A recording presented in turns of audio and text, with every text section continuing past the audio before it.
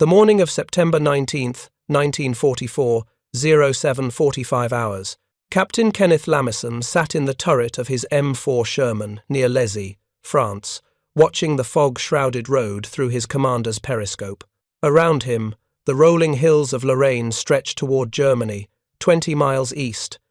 Behind his position, the 4th Armored Division had pushed deeper into France than any American force since D-Day.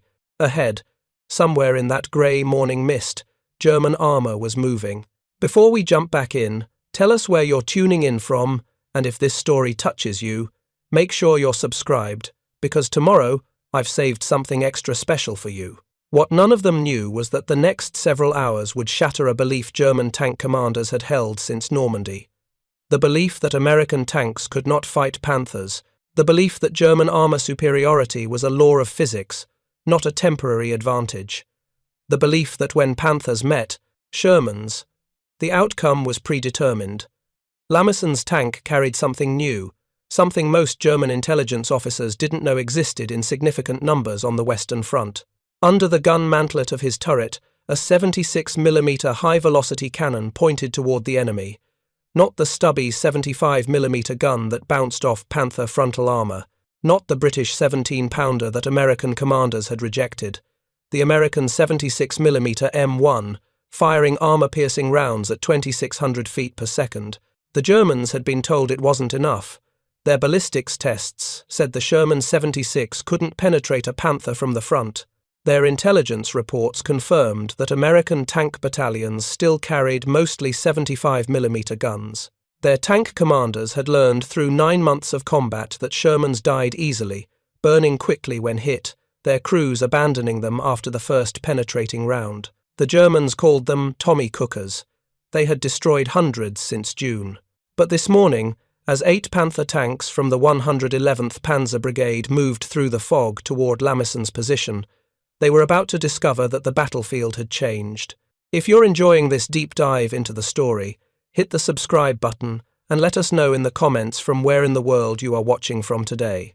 The transformation from German tank dominance to American parity had begun 18 months earlier, though few recognized it at the time. Fort Knox, Kentucky, July 1942. The Armored Force Board met to review combat reports from North Africa. American tank crews fighting in M3 Lee medium tanks were being slaughtered by German panzers. The reports contained a disturbing pattern that couldn't be ignored. German tanks could engage and destroy American tanks at ranges where American guns were completely ineffective. This wasn't about tactics or training or crew quality. This was basic physics. The American 75mm M3 gun, mounted in the Sherman, fired an armour-piercing round at 2,030 feet per second. At 1,000 yards, it could penetrate approximately 2.4 inches of steel armour set at 30 degrees. The German 75mm KWK-42 gun, mounted in the Panther, fired at 3,000 feet per second and could penetrate over 4 inches of armour at the same range.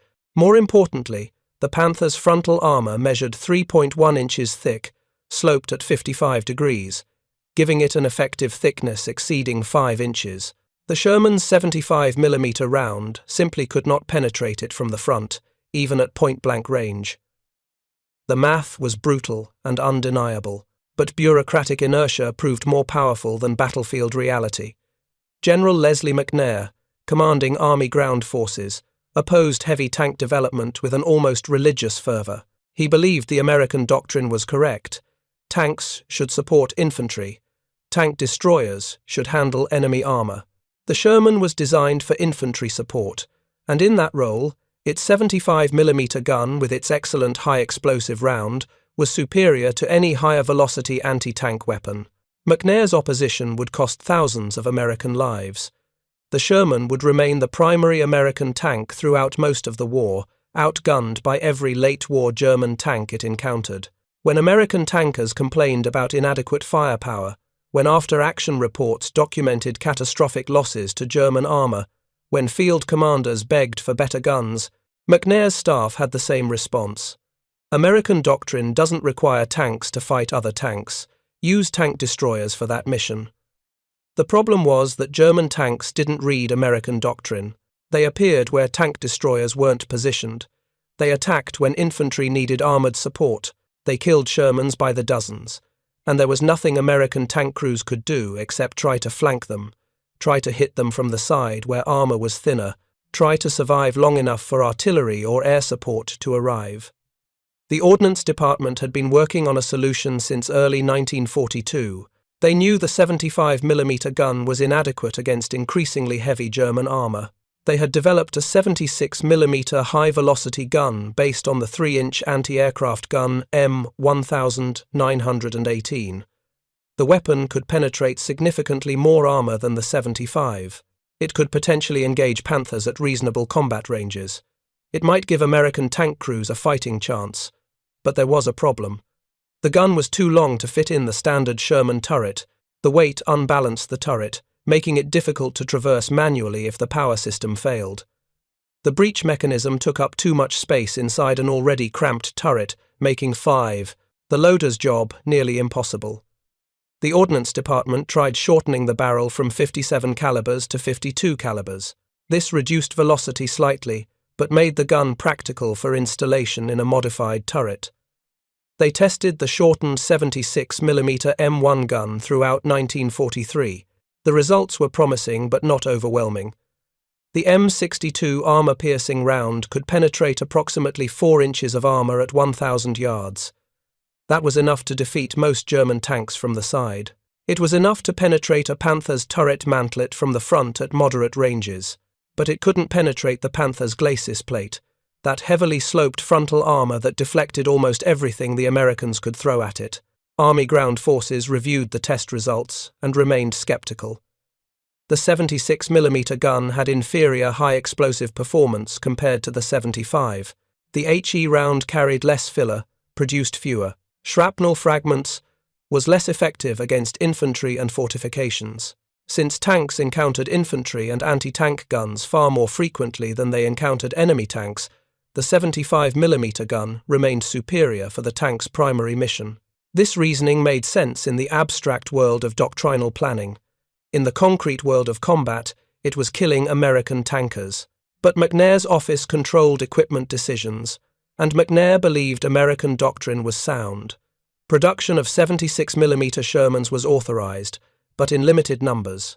The first M4A 176 Shermans rolled off production lines in January 1944. They were designated for tank destroyer battalions, not for tank battalions. Tank battalions would keep their 75mm guns. By April 1944, 130 M4A 176 Shermans sat in depots in Britain, ready for combat. But when D-Day planning commenced, not one of them was allocated to the assault forces. Major General Hugh Gaffey of the 2nd Armoured Division actively opposed their deployment. His reasoning echoed McNair's doctrine. There were too few 76mm tanks to equip entire battalions. Mixing 75 and 76mm tanks in the same unit would create a logistics nightmare, requiring 2 different types of ammunition.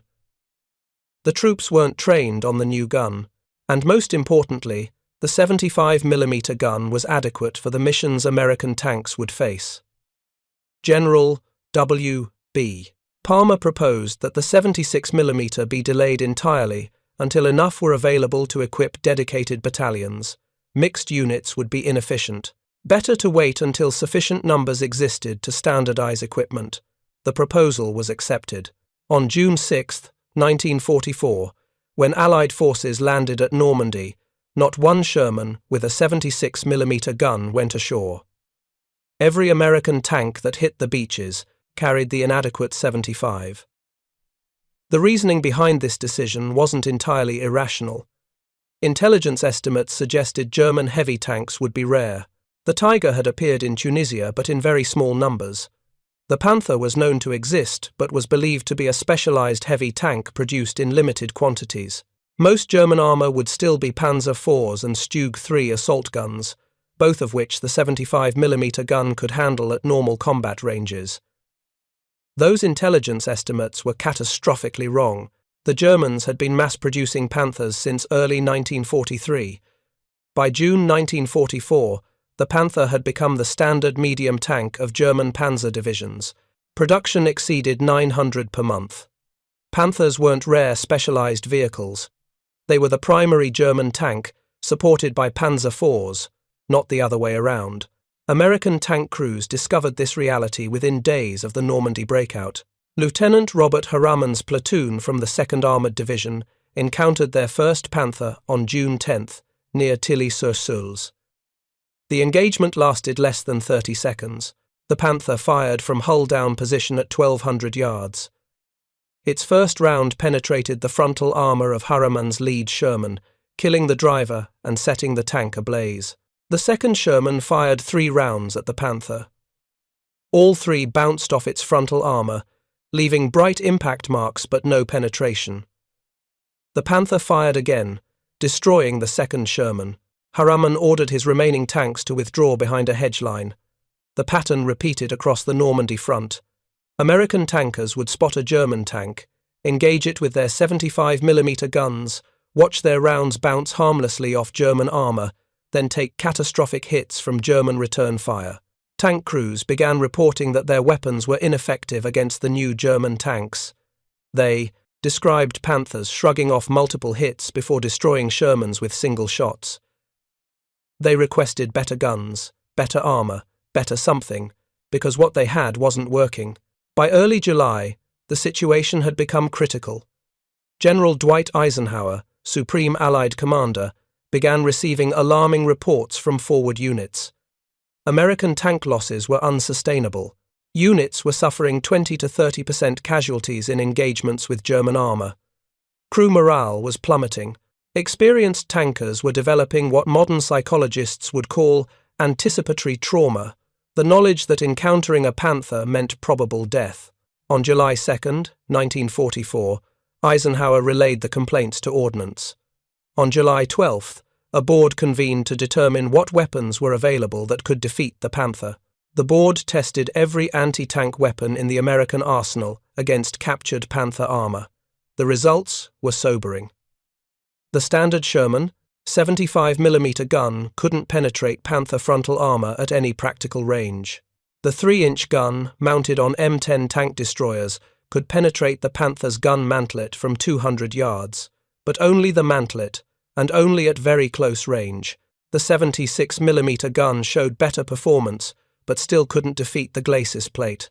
Preparing and narrating this story took us a lot of time, so if you are enjoying it, subscribe to our channel. It means a lot to us. Now, back to the story. None of America's standard tank weapons could reliably kill a Panther from the front. The only reliable method was flanking shots to the side or rear, where armor was much thinner. But flanking a Panther required getting close enough that the Panther could kill you easily, maneuvering through terrain that might not provide flanking opportunities, and hoping the Panther didn't have supporting infantry or other tanks covering its vulnerable angles. American tank doctrine, from Fort Knox, suddenly seemed horribly inadequate.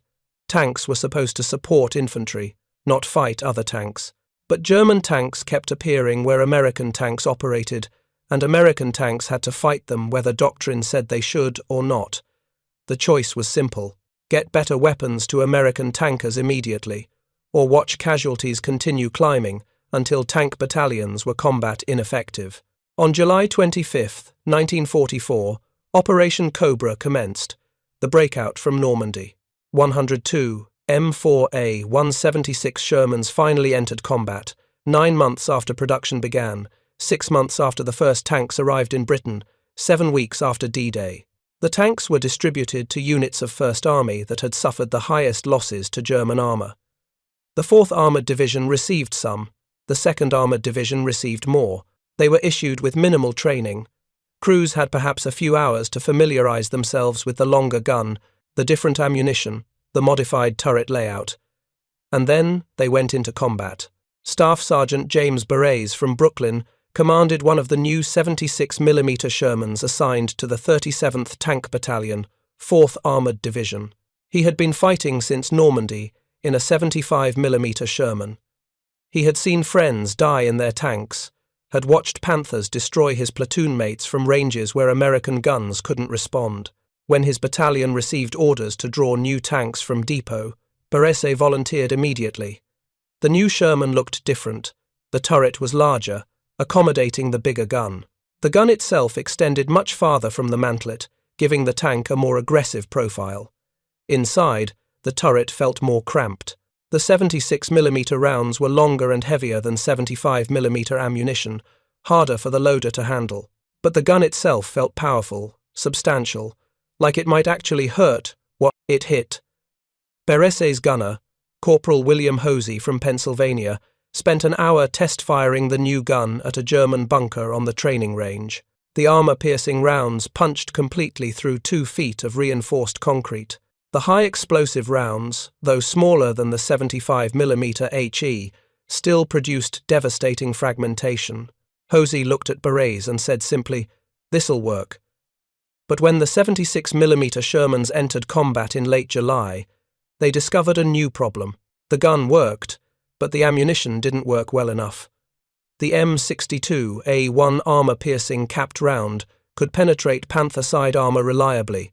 It could penetrate the turret mantlet from the front at ranges under 1,000 yards. But it still couldn't penetrate the glacis plate.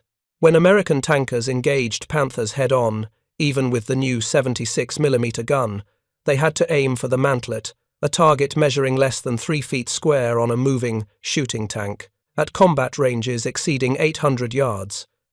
General Eisenhower heard about this limitation and reportedly became furious. According to multiple witnesses, he demanded to know why he was the last person to learn that the new gun still couldn't knock out Panthers reliably. He had been told by ordnance that the 76mm would handle anything the Germans had. Now he was learning that it could barely handle the most common German tank, and only if American crews could hit a tiny vulnerable spot while being shot at by a gun that could kill them easily. The recriminations and finger-pointing accomplished nothing. The 76mm M1 gun was what America had available. It was better than the 75. It gave crews a fighting chance, but it wasn't the wonder weapon Eisenhower had been promised. American tankers would still have to rely on tactics, on flanking maneuvers, on superior numbers, on artillery and air support, on anything except their tank gun, defeat German heavy armor. In August 1944, a solution appeared. Ordnance had been developing a new armor-piercing round using a tungsten carbide penetrator core. The projectile was designated T4, later standardized as M93 high-velocity armor-piercing, or HVAP. The tungsten core was surrounded by a lightweight aluminum shell that served as ballistic windscreen. When fired, the HVAP round reached velocities exceeding 3,100 feet per second. At 1,000 yards, it could penetrate over 7 inches of armor. That was enough. That could penetrate a Panther's turret mantlet at 1,000 yards. It couldn't defeat the glacis plate because of the extreme angle, but it gave American tankers a weapon that could fight Panthers at reasonable combat ranges from the front. The first 2,000 rounds of 76mm HVAP ammunition arrived in France by air in August 1944. They were distributed immediately to units facing the heaviest German armor concentrations. The problem was supply. Tungsten was a strategic material in extremely short supply. American industry couldn't produce enough tungsten penetrators to supply all the tanks that needed them. By February 1945, the average Sherman with a 76mm gun had received a total of 5 HVAP rounds, 5 rounds per tank, less than a full combat load, barely enough for a single engagement. Crews hoarded them, saving the precious tungsten core rounds for only the most desperate situations when nothing else would work. Tank destroyer battalions received priority for HVAP allocation. They were supposed to handle enemy armor, so they got the ammunition first. Tank battalions, which according to doctrine weren't supposed to be fighting tanks anyway, received what was left, which was almost nothing. Most tank crews went through the entire war without ever firing an HVAP round in combat. They saved them. Knowing that someday they might face a Panther or Tiger that couldn't be flanked, couldn't be avoided, had to be killed from the front, and in that moment, those 5 tungsten rounds might be the difference between life and death. But even without HVAP, the 76mm gun changed the tactical balance. American crews gained confidence knowing they had a weapon that could hurt Panthers from certain angles. German crews lost confidence knowing that not every American tank was an easy kill anymore. That hesitation, that uncertainty about whether the Sherman ahead was carrying a 75 or 76, whether it had HVAP or standard ammunition, whether engaging it would be simple or dangerous, that psychological shift began changing how German tank commanders fought. By September 1944, approximately 25% of American Shermans in Europe carried the 76mm gun. The proportion was higher in armored divisions that had seen heavy combat, lower in newly arrived units. The 4th Armored Division, part of General George Patton's Third Army, had been equipped with a mix of 75 and 76mm tanks. Captain Kenneth Lameson's C Company of the 37th Tank Battalion had perhaps 6 or 7 76mm Shermans out of their total complement of 17 tanks. Lameson was 26 years old, from Indiana, a professional officer who had joined the Army in 1940. He had been fighting since Operation Cobra in late July. His company had advanced across France faster than any American armored unit, covering over 400 miles in 6 weeks, reaching Lorraine by mid-September. They had encountered scattered German resistance, a few Panzer IVs, some assault guns, mostly anti-tank guns and infantry. Nothing like what was coming. Third Army had outrun its supply lines. Gasoline was critically short. Patton's divisions sat east of the Moselle River, within striking distance of Germany, but without enough fuel to continue. The advance. Eisenhower had diverted logistics priority to British Field Marshal Bernard Montgomery's Operation Market Garden in Holland. Third Army would have to wait. For 2 weeks, the 4th Armoured Division consolidated around the town of Arracourt, conducting local patrols, defending their positions, waiting for supplies. The Germans used those 2 weeks to prepare a counter-offensive. Adolf Hitler personally ordered that Third Army must be stopped before it reached Germany. The 5th Panzer Army, commanded by General Hasso von Manteuffel, received the mission. Manteuffel had available 2 newly formed panzer brigades, the 111th and 113th, each equipped with 45 Panzer IVs and 45 brand-new Panthers fresh from the factory. Additionally, elements of the 11th Panzer Division would support the attack. Total German strength for the offensive reached approximately 182, tanks plus 80 assault guns, 200, 62 armoured vehicles total. The plan was straightforward. Recapture the town of Lunéville, where Third Army had established a bridgehead over the Moselle River, then drive north to destroy the 4th Armoured Division's Combat Command A, which held a exposed salient around Arracourt. With CCA destroyed, Third Army's advance would collapse. The Germans anticipated quick victory. They had numerical superiority in the sector, better tanks, and the Americans were known to be low on fuel and ammunition. What the Germans didn't anticipate was that the American tanks they were about to encounter weren't all the vulnerable 75mm Shermans they had been destroying since Normandy. Some of them, including tanks in Captain Lameson's C Company, carried the 76mm gun. And the American crews had learned how to use terrain, how to maximize their advantages in speed and turret traverse, how to coordinate with artillery and tank destroyers, how to fight smart, instead of trying to match German armor ton for ton and millimeter for millimeter. The German attack began on September 18, 1944. The 111th Panzer Brigade struck at Lunéville with approximately 60 tanks. The defending American forces, understrength elements of the 2nd Mechanized Cavalry Group and the 4th Armoured Division's Reserve Command, fought desperately. The battle raged through the streets of Lunéville for 6 hours. American tank destroyers from the 704th Tank Destroyer Battalion knocked out 8 Panthers. Sherman tanks destroyed another 6 German armoured vehicles. Artillery fire from the 94th Armoured Field Artillery Battalion broke up German formations before they could concentrate. By evening, the Germans had lost 24 tanks and assault guns. They had failed to capture Lunéville. General Manteuffel decided to bypass the town and strike north toward Arracourt, where Combat Command A held a more vulnerable position. The 5th Panzer Army would attack the next morning with everything available. Overwhelming force against an extended American defensive line. The Germans expected to break through. September 19th dawned cold and foggy. A thick morning mist hung over the valleys around Arracourt, reducing visibility to less than 300 yards. The weather neutralized the American advantage in tactical air support. P-47 Thunderbolts from the XIX Tactical Air Command couldn't see targets through the fog. The Germans would have several hours to attack before the sun burned off the mist and American aircraft could intervene. Captain Lamison had positioned his C Company along a ridge west of the village of Lezay. His orders were to defend the approaches to Arracourt from the southeast. His tanks were dispersed in good defensive positions, using the rolling terrain for cover. Some were positioned behind hedges, others were hull down on reverse slopes where only their turrets showed. A few were camouflaged in barns or under trees. The positioning gave his gunners excellent fields of fire while making the tanks difficult to spot.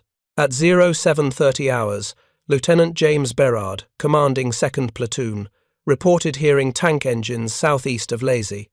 He couldn't see anything through the fog, but the sound was unmistakable. Heavy diesel engines, multiple vehicles, moving slowly toward his position. Berard radioed Captain Lamison. Possible panzers approaching from Bézange-la-Petite, approximately 1,000 yards southeast.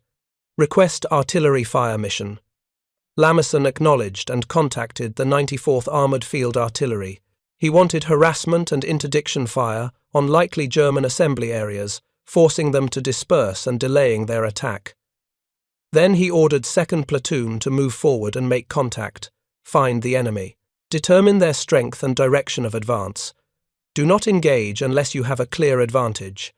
Berard acknowledged and moved his 3 Shermans cautiously toward the sound of the engines. The fog played tricks with sound. Tank engines echoed off hillsides, making it impossible to determine exact locations. Berard halted his platoon on high ground northwest of Bézange and waited. Minutes passed. The engine noise grew louder. Then, through the mist, dark shapes appeared. Tanks. Big tanks with long guns and sloped armor. Panthers. Berard counted at least 8, possibly more behind them in the fog. They were moving in column formation along the road from Bézange toward Lezay, completely unaware that American tanks occupied positions ahead. The Panthers were buttoned up, hatches closed against possible artillery fire, moving slowly through the restricted visibility. Their commanders couldn't see more than a few hundred yards. They didn't know Berard was watching them. Berard radioed Lamison. 8 Panthers confirmed, moving northwest on the Bézange-Lezay road. They haven't spotted us. Recommend ambush. Lamison made his decision immediately. He would use the fog and terrain to his advantage. The Panthers were moving through a valley with ridges on both sides. If American tanks could get into position on those ridges before the Germans spotted them, they could attack from superior positions with flank shots where Panther armor was vulnerable. And some of his tanks carried the 76mm gun that could penetrate Panther side armor at 600 yards. Speed was essential. The fog would burn off within hours. Once visibility improved, the Germans would see American positions and the ambush would fail. Lamison ordered his company to move immediately. 1st Platoon would occupy positions west of Lezay, blocking any German advance toward Arracourt. 2nd and 3rd Platoons would follow him southeast toward Bézange, where they would set up an ambush on the ridge overlooking the German approach route. The Shermans moved fast. One advantage American tanks had over German armor was automotive reliability. The Ford GAA-5 8-engine in the M4A3 Sherman was less powerful than the Maybach HL 230 inches the Panther, but it was far more reliable. It started in cold weather. It ran for thousands of miles without breaking down. It didn't leak oil or suffer transmission failures. American tankers could count on their tanks to move when ordered. Lamison's Sherman raced southeast, covering the distance to the ambush position in less than 10 minutes. He reached a ridge overlooking the Bézange road exactly 3 minutes before the lead Panthers came into view. His crew scrambled to get into firing positions. Gunner traversed the turret toward the road. Loader prepared armor-piercing rounds. Driver positioned the hull for a quick reverse if they needed to withdraw. Lamison stood in the commander's position, watching through his periscope as 8 Panthers moved through the valley below. The German tanks were completely exposed. They had abandoned proper tactical formation, moving in a tight column to stay together in the fog. No scouts ahead, no flankers on the ridges, just 8 Panthers following each other down a narrow road, trusting that American forces were farther west and wouldn't be encountered for several more kilometers. The German crews had been told that American tanks were inferior, that Panthers could destroy Shermans easily, that this offensive would succeed because German armor was qualitatively superior. They were about to learn otherwise. Lamison waited for the perfect moment. He wanted all 8 Panthers in the kill zone before opening fire. His other tanks were moving into position on both sides of the valley. When they fired, the Germans would be caught in a crossfire with nowhere to maneuver. The road was too narrow for rapid deployment, the hillsides too steep for Panthers to climb quickly. Once the ambush was sprung, the Germans would have seconds to react, and by then it would be too late. The 8th Panther appeared through the fog. Lamison whispered into his radio. "Stand by. Wait for my command." He watched the German column move deeper into the kill zone. 600 yards, 500, 450. The range was perfect. Close enough that even the 75mm guns on some of his Shermans could penetrate Panther side armor. Far enough that the Germans would need time to identify targets and return fire. Lamison gave the order. Fire. 14 American tanks opened fire simultaneously. The valley erupted with gun flashes and the crack of high-velocity cannons. Lamison's 76mm gun fired first, his armor-piercing round crossing the 450 yards in less than a second. The tungsten steel penetrator struck the lead Panther just below the turret ring, punching through the 80mm side armor as if it were aluminum foil. The shell detonated inside the crew compartment. The Panther lurched to a halt, smoke pouring from every hatch. The second Panther took hits from 2 Shermans simultaneously. One round penetrated the engine compartment, setting the fuel tanks ablaze. The other struck the turret ammunition storage. The Panther exploded with such violence that the turret separated from the hull and tumbled sideways off the road. The 3rd and 4th Panthers tried to reverse, their drivers desperately backing up to escape the kill zone. But the narrow road blocked them. They collided with Panthers behind them. The entire column became a traffic jam of burning and immobilized tanks under sustained American fire. Lamison's loader rammed another armor-piercing round into the breach. The gunner had already acquired the 3rd Panther, which was trying to traverse its turret toward them. But the Sherman's turret traverse was faster, powered by a strong electric motor compared to the Panther's slower hydraulic system.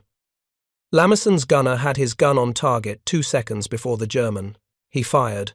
The round struck the Panther's turret, face, penetrating the mantlet and killing the German gunner instantly. The Panther stopped moving. If you find this story engaging, please take a moment to subscribe and enable notifications. It helps us continue producing in-depth content like this. The 4th Panther managed to get off a single shot. Its 75mm gun fired toward the ridge where Lamison's tank sat partially concealed behind brush. The German shot was rushed, unaimed, desperate. The round passed 20 feet over Lamison's turret and exploded against a tree behind him. Before the German loader could chamber another round, 3 American tanks fired at the Panther simultaneously. All 3 rounds hit. The Panther shuddered under the impacts and began burning. The 5th, 6th, 7th, and 8th Panthers were trapped. The destroyed tanks ahead blocked their forward movement. The steep hillsides prevented lateral deployment. Their only option was to reverse back down the road, but the fog made that nearly impossible. The German tank commanders couldn't see where they were going. If they reversed blindly, they might collide with each other or slide off the road into ditches. They were stuck. Lamison's tanks fired methodically. His gunners had been trained to aim for specific vulnerable points. The engine compartment where fuel and oil lines concentrated. The ammunition storage along the turret basket. The junction between turret and hull where armor was thinner. The Shermans kept firing, kept hitting, kept destroying. The engagement became execution. German tanks picked off one by American gunners who had practiced this scenario dozens of times. The 5th Panther took a round through the engine deck. Flames erupted immediately as diesel fuel ignited. The crew bailed out, tumbling from the hatches and running toward the relative safety of a nearby farm building. They had gone less than 50 yards when American machine gun fire from a Sherman's bow-mounted .30 caliber forced them to ground. They lay flat in a drainage ditch, watching their tank burn. The 6th Panthers commander made a desperate decision. He would try to fight his way out. He ordered his driver to turn the tank around in place, using the full width of the road to execute a pivot turn. The maneuver would expose his tank's thin rear armor to American guns, but if he could complete the turn, he might escape. The Panther began rotating, tracks churning mud and gravel. Halfway through the turn, Staff Sergeant Dunn's Sherman, positioned on the opposite ridge, had a perfect shot at the Panther's rear. Dunn's 75mm gun fired 3 times in rapid succession. All 3 rounds penetrated the Panther's 30mm rear armor. The first killed the driver. The second and third set the engine on fire. The Panther stopped turning, flames pouring from its exhaust vents. The 7th Panther tried reversing. Its driver, unable to see through the fog and smoke from burning tanks, guided the Panther backward at walking speed, hoping to reach a point where he could turn around and flee. He covered perhaps 30 yards before the tank's left track slipped off the road edge. The Panther tilted at a 15-degree angle, partially in a ditch. The driver tried to power out, accelerating hard, tracks spinning. The Panther didn't move. It was stuck, immobilized, a stationary target. 2 American tanks fired simultaneously. The Panther was hit 4 times in 6 seconds. The crew abandoned the tank. The 8th Panther, the last in the column, had the best chance of escape. It was farther from the American positions, still mostly concealed by fog, and had room to reverse away from the ambush. The German commander recognized the disaster unfolding ahead and made the smart decision immediately. He ordered his driver to reverse at maximum speed. The Panther shot backward down the road, engine roaring, tracks kicking up dirt. Lamison saw it fleeing and shouted to his gunner, "Lead that target. Maximum range. Hit him before he gets away." His gunner adjusted his aim, calculating deflection and range. The Panther was moving fast, perhaps 20 miles per hour in reverse, weaving slightly as the driver tried to stay on the narrow road while looking backward through a periscope. The range was opening, 600 yards, 700. In seconds, the Panther would be beyond effective range, concealed by fog, gone. The gunner squeezed the trigger. The 76mm gun roared. The armor-piercing round arced through the fog and struck the fleeing Panther just above the left track. The penetration wasn't catastrophic, but it was enough. The track broke, flopping loose and wrapping around the drive sprocket.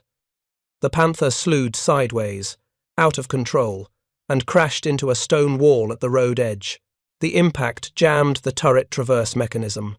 The tank sat immobilized with a jammed turret, unable to fight or flee. The crew abandoned it. Silence descended over the valley. The engagement had lasted 8 minutes from first shot to last. 8 German Panthers destroyed or abandoned, 0 American casualties. Lamison radioed his platoon leaders. Cease fire. Consolidate positions. Prepare for counterattack. He scanned the road through his periscope, counting wrecks. 8 Panthers burning or immobilized. German crew members running toward Besange or hiding in ditches. Smoke rising into the morning fog, making visibility even worse.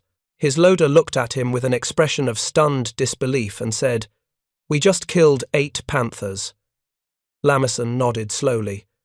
They had killed 8 Panthers with Shermans, 8 of Germany's best tanks, destroyed by American tanks that German propaganda called inferior, destroyed by guns that German intelligence said couldn't penetrate Panther armor, destroyed by crews who had been written off as undertrained and unmotivated compared to elite German Panzer veterans. The Germans had believed their own propaganda. They had believed Panthers were invincible.